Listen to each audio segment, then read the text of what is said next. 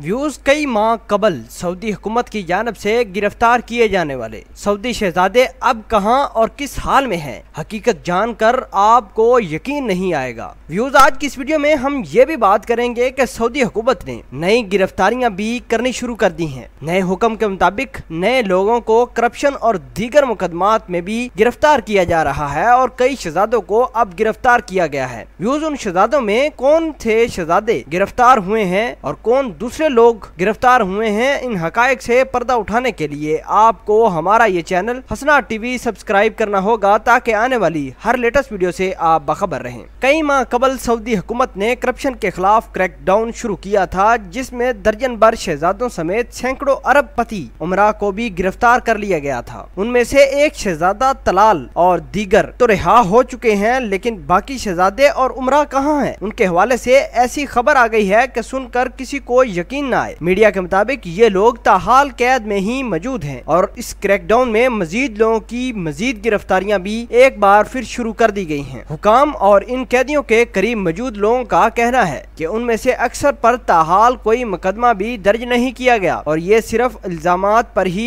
कैदोबंद की सोबतें बर्दाश्त कर रहे हैं। उनमें से अक्सर का अपने खानदान और वकला से कोई राब्ता नहीं, जबकि बाज की कभी कभार बात हो जाती है। मीडिया के मुताबिक इन शहजादों और कारोबारी अफराद को इंतहाई सिक्योरिटी में रखा गया है, जहां बाज के साथ काफी बुरा बर्ताव भी किया जा रहा है। ताहाल कैद में मौजूद लोगों में से एक शाही खानदान के अहम फर्द शहजादा टर्की बिन अब्दुल्ला भी हैं, जो रियाज के गवर्नर भी रह चुके हैं। वो सऊदी अरब के साबिक फरमानरवा शाह अब्दुल्ला के बेटे हैं। हाल ही में नई गिरफ्तारियों में महफूज फैमिली के 3 खरबपति अफराद को भी हिरासत में ले लिया गया है। महफूज फैमिली मुल्क का इंतहाई अहम तरीन बैंकिंग ग्रुप है। इन लोगों को गिरफ्तार करने की वजूहात अभी तक सामने तो नहीं आ सकी और इस हवाले से सऊदी हुकूमत के तर्जुमान की तरफ से भी कोई रिपोर्ट और ना ही कोई जवाब दिया गया। व्यूअर्स, इस गिरफ्तारी के पीछे शहजादा मोहम्मद बिन सलमान का बड़ा हाथ है। वो अपने मुल्क को एक मोटिव के तहत चला रहे हैं, जिसमें उनका मानना यह है कि हम मुल्क में बड़े रौसा को पकड़ेंगे और उनको सजाएं देंगे। व्यूअर्स, आप इस पूरी खबर को किस तरह देखते हैं और क्या आप ख्याल करते हैं कि जो शहजादे रिहा हुए हैं उनको किस वजह से रिहा किए गए हैं और बाकियों को रिहा करना चाहिए या नहीं? कमेंट सेक्शन में अपना इजहार ख्याल जरूर पोस्ट कीजिएगा। मिलते हैं एक नई वीडियो में, तब तक के लिए आपसे इजाजत चाहते हैं। अल्लाह निगहबान।